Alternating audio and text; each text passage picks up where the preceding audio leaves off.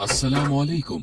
वालेकुम अस्सलाम। मुझे पैगंबर का आगे का वाकया सुनाइए अब्बू। हाँ, आज आप बहुत जोश में लग रहे हैं आमिर। हाँ अब्बू। इंशाअल्लाह मैं आज आपको पैगंबर मोहम्मद सल्लल्लाहु अलैहि वसल्लम का एक और वाकया सुनाऊंगा।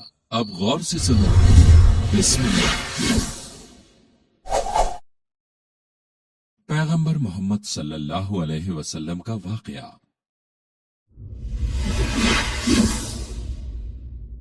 पिछले वाकये में हमने देखा कि कैसे पैगंबर मोहम्मद सल्लल्लाहु अलैहि वसल्लम यतीम हो गए जब वो बच्चे ही थे और उनके चचा अबू तालिब ने उनकी कैसे परवरिश की।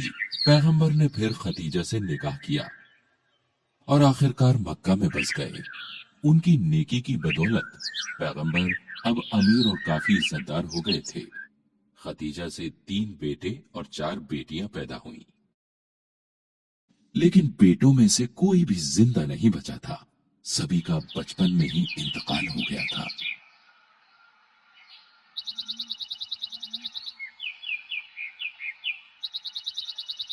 पैगंबर हजरत अली से बहुत प्यार करते थे और उन्हें उसी में तसल्ली मिली।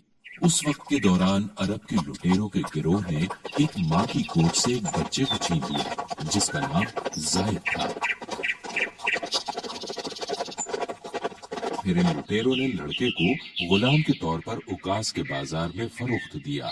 जायद को खदीजा के एक रिश्तेदार ने खरीदा था और उन्होंने उसे तोहफे के तौर पर दिया था। बदले में खदीजा ने लड़के को पैगंबर को तोहफे के तौर पर दे दिया।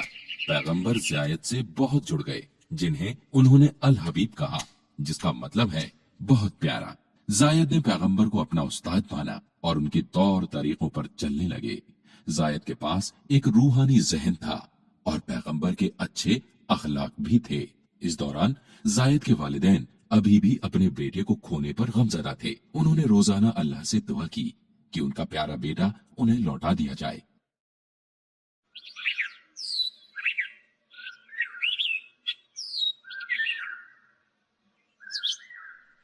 एक दिन जायद के वालिदैन सफर हज के लिए मक्का गए।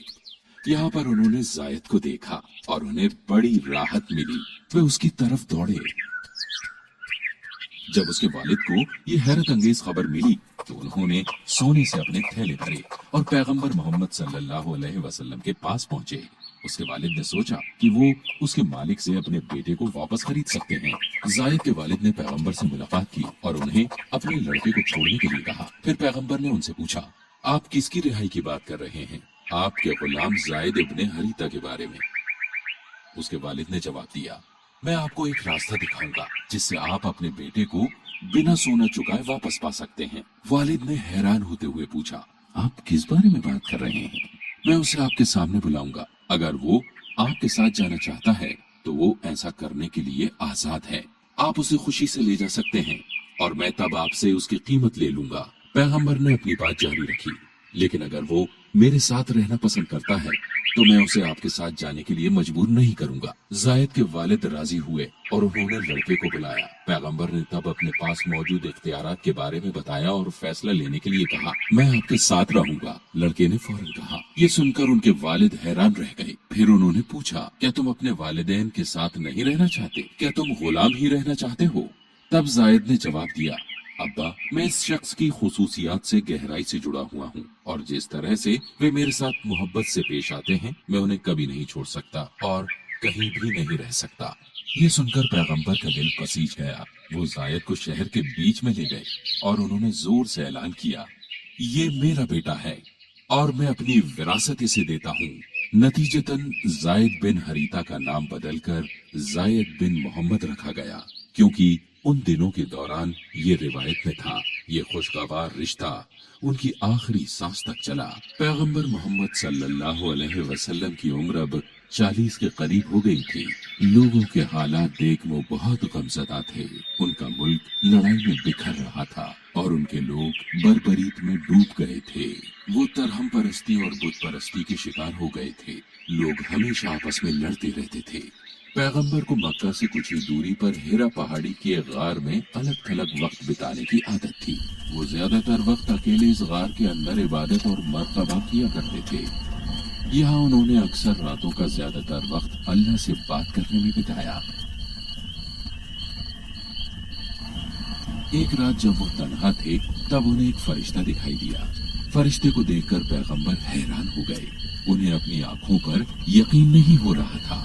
फरिश्ते ने पैगंबर को पढ़ने के लिए कहा, लेकिन पैगंबर कैसे पढ़ सकते थे क्योंकि उन्होंने कभी मकतब का रास्ता नहीं किया था। मैं पढ़ नहीं सकता, उन्होंने फरिश्ते से कहा। फिर अचानक फरिश्ते ने उन्हें पकड़ लिया और उन्हें कसकर दबोचा।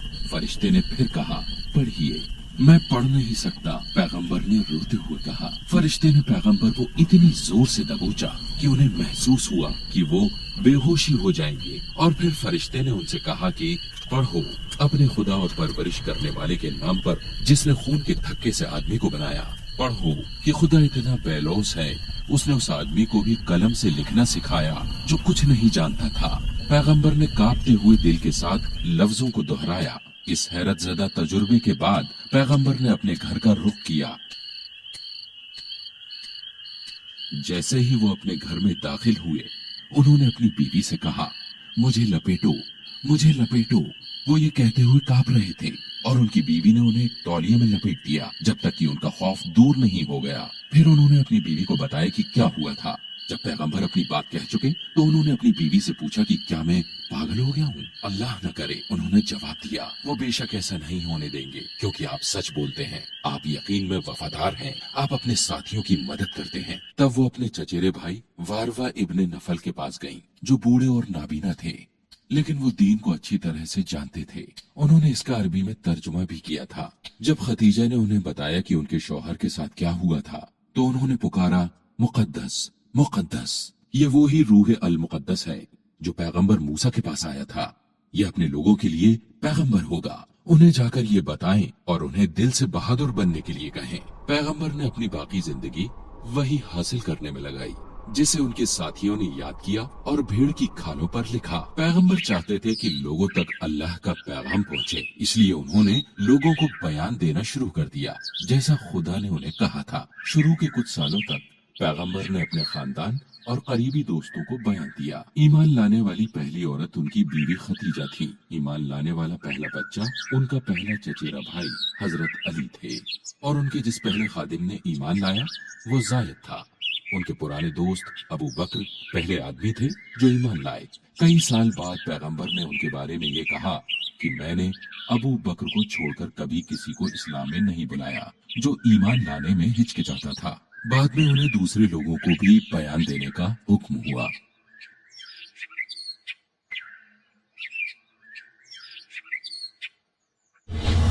माशाअल्लाह, कितना लाजवाब वाक़या था। मुझे खुशी है आपको वाक़या पसंद आया। क्या लोग पैगंबर से नफरत करते थे? हाँ आमिर, ये बहुत बदकिस्मती थी।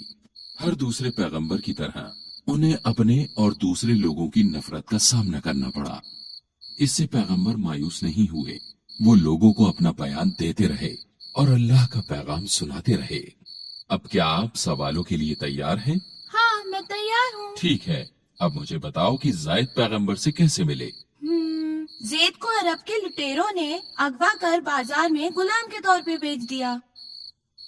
उसे खदीजा के एक रिश्तेदार ने खरीद लिया। निकाह के बाद खदीजा ने पैगंबर को ज़ैद तोहफे के तौर पर दिया। एकदम सही, लेकिन अपने वालिदैन के आने पर जायद ने पैगंबर को क्यों नहीं छोड़ा? पैगंबर ने कभी ज़ैद को गुलाम नहीं माना और अच्छे से पेश आए। ज़ैद पैगंबर के अलावा इतने नेक आदमी से कभी नहीं मिले थे, इसलिए उन्होंने पैगंबर के साथ रहना चुना। फिर से सही जवाब। उस पहाड़ का नाम क्या था जहाँ पैगंबर रोजाना इबादत किया करते थे? वो हीरा पहाड़ी थी। फिर से सही जवाब। अब बताइए कि जब फरिश्ते ने उनसे पूछा था तो पैगंबर क्यों नहीं पढ़ पाए थे? पैगंबर कभी मकतब नहीं गए, इसलिए वो पढ़ना या लिखना नहीं जानते थे। इस्लाम में ईमान लाने वाली पहली औरत कौन थी? वो उनकी बेगम खदीजा थी। और इस्लाम में ईमान लाने वाला पहला बच्चा कौन था? वो पैगंबर के चचेरे भाई अली थे। इस्लाम में ईमान लाने वाले पहले खादिम का नाम क्या था? वो ज़ैद थे। और आखिर में इस्लाम में ईमान लाने वाला गैर आदमी कौन था? वो पैगंबर के दोस्त अबू बकर थे। माशाअल्लाह, आपने मुझे सारे सही जवाब दिए बेटे।